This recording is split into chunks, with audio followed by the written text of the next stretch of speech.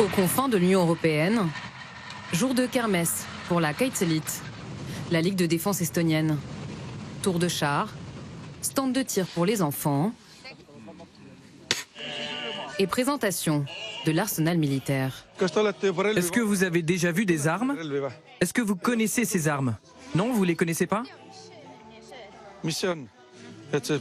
Pendant les entraînements, on utilise principalement cette arme.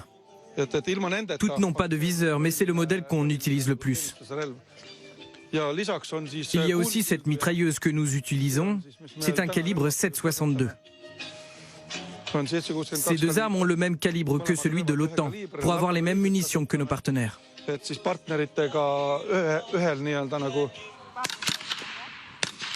Et les entraînements sont réguliers.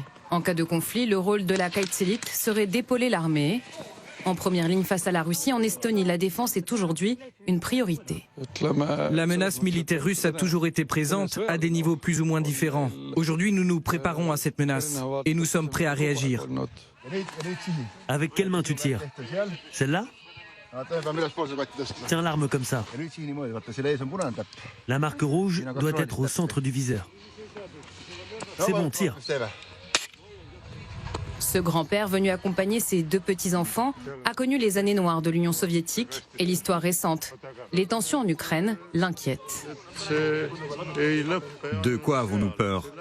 Nous avons peur que ça ne s'arrête pas là-bas, que le conflit s'élargisse.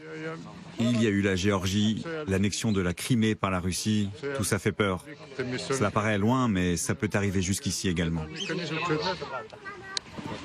Karl Erik est membre de cette milice de 16 000 volontaires depuis bientôt 10 ans. Au quotidien, il troque son arme pour ses crayons, même si sa source d'inspiration est toujours la même. L'histoire de cette BD, ce sont des résistants estoniens réfugiés dans la forêt qui combattent les envahisseurs extraterrestres. Et les extraterrestres remplacent les Russes dans cette BD. C'est une satire. Mais plus sérieusement, c'est pour montrer que quel que soit l'envahisseur, il faut lui résister. On doit lui résister. Cet artiste est membre de la division de Tallinn. En cas d'invasion, son rôle serait de sécuriser les lieux stratégiques de la capitale. Comme tous les volontaires, il garde son équipement chez lui. Voici mon casque, mon gilet pare-balles et mon gilet de combat. Depuis 2004, l'Estonie est membre de l'Union européenne et de l'OTAN. Des troupes sont même déployées dans ce pays balte, mais ça ne suffit pas à le rassurer. Que l'OTAN soit présent en Estonie, c'est très bien, nous en sommes ravis. Nous soutenons ça. Mais nous avons appris un peu à nous méfier de tout le monde. On s'attend presque à ce que personne ne vienne nous aider dans une situation réelle et que l'on soit obligé de se débrouiller tout seul. Évidemment, nous espérons qu'on n'aura jamais besoin de mobiliser la Kaitselit et l'armée pour défendre l'Estonie. Mais vous connaissez tous le proverbe, qui veut la paix prépare la guerre. À l'heure des guerres hybrides, la Kaitselit compte dans ses rangs une cyberarmée.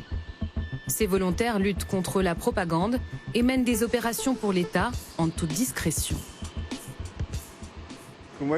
Par exemple, quand l'infanterie fait des manœuvres, nous devons vérifier que des images et des vidéos n'aillent pas sur les réseaux sociaux.